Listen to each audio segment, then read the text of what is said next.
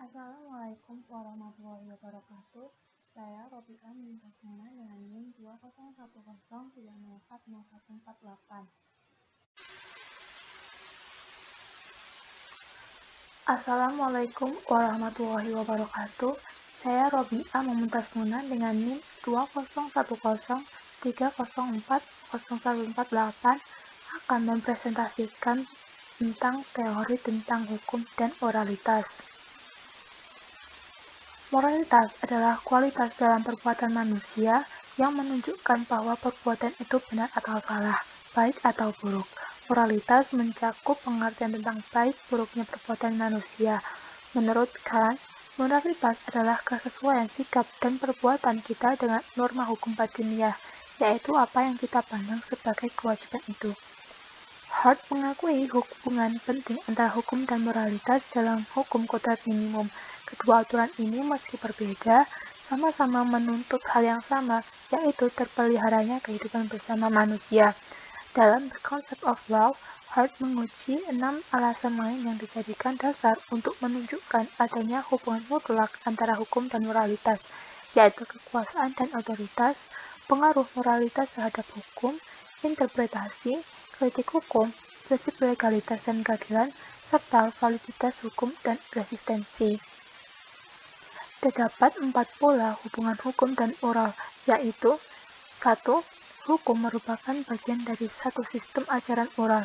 Ajaran moral adalah prinsip-prinsip dan kaidah-kaidah moral yang terdapat dalam berbagai agama, ideologi, filsafat, dan tradisi masyarakat. Pola hubungan hukum dan moral seperti ini terdapat dalam moral agama, di mana hukum merupakan bagian dari ajaran moral agama. Dengan demikian, hukum-hukum yang bersumber pada agama merupakan bagian dari sistem ajaran moral agama. Yang kedua, hukum merupakan derivasi dari prinsip-prinsip atau kaidah-kaidah moral umum. Artinya, hukum merupakan penjabaran dari prinsip-prinsip moral umum yang berlaku secara universal dan mengatasi berbagai kebudayaan. Prinsip-prinsip moralitas umum itu disebut pula dengan hukum kodrat yang mempunyai kedudukan lebih tinggi dari hukum positif. Dengan demikian, hukum positif merupakan derivasi dari hukum kodrat. Lalu yang ketiga, ada persinggungan antara kaidah hukum dan kaidah moral. Artinya, ada bagian dari tingkah laku manusia yang sama-sama diatur oleh kedua kaidah itu. Perking menggambarkan persinggungan tersebut dalam 3 kotak segi 4 yang saling bersambungan di mana kotak di posisi dengan merupakan kotak yang berisi muatan hukum dan moral. Hukum mempunyai hubungan yang sangat erat dengan moral karena kedua kaidah tersebut sama-sama mengatur tingkah laku manusia dan sama-sama bertujuan untuk menciptakan kebaikan bagi manusia.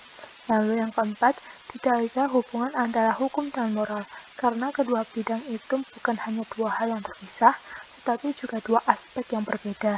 Berbedanya atau terpisahnya hukum dan moral dapat digambarkan dalam skema dua lingkaran yang tidak mempunyai titik singgung. Lingkaran yang satu adalah moral dan lingkaran yang lain ialah hukum. Pola hubungan hukum dan moral yang keempat ini mewakili pandangan positivisme. Menurut Van Appelgren, terdapat perbedaan kaidah hukum dan kaidah moral, yaitu yang pertama perbedaan tujuan. Hukum bertujuan untuk menciptakan ketertiban dan ketentraman masyarakat, sedangkan moral mempunyai tujuan untuk menyempurnakan kehidupan pribadi seseorang. Lalu yang kedua, perbedaan aturan. Kaidah hukum mengatur perbuatan-perbuatan lahir manusia. Sebaliknya, kaidah moral mengatur sikap batin manusia yang menjadi motif perbuatan lahiriah. Lalu yang ketiga, perbedaan mengenai asal-usul kaidah.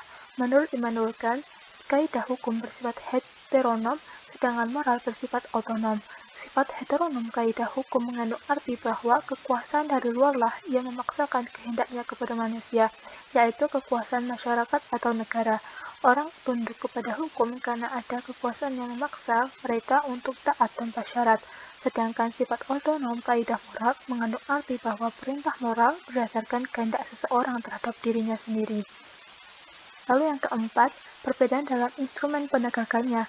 Ketaatan kepada kaidah moral bersifat sukarela, sedangkan ketaatan kepada kaidah hukum dipaksakan oleh alat-alat kekuasaan. Lalu yang kelima, perbedaan dalam daya kerjanya. Kaidah hukum bukan hanya membebankan kewajiban kepada manusia atau normatif, tetapi juga memberikan kekuasaan atributif. Sedangkan kaidah moral hanya membebankan kewajiban saja kepada manusia, artinya semata-mata bersifat normatif. Fungsi moral terhadap hukum. Yang pertama, moral berfungsi sebagai landasan etik bagi pembentukan kaidah hukum.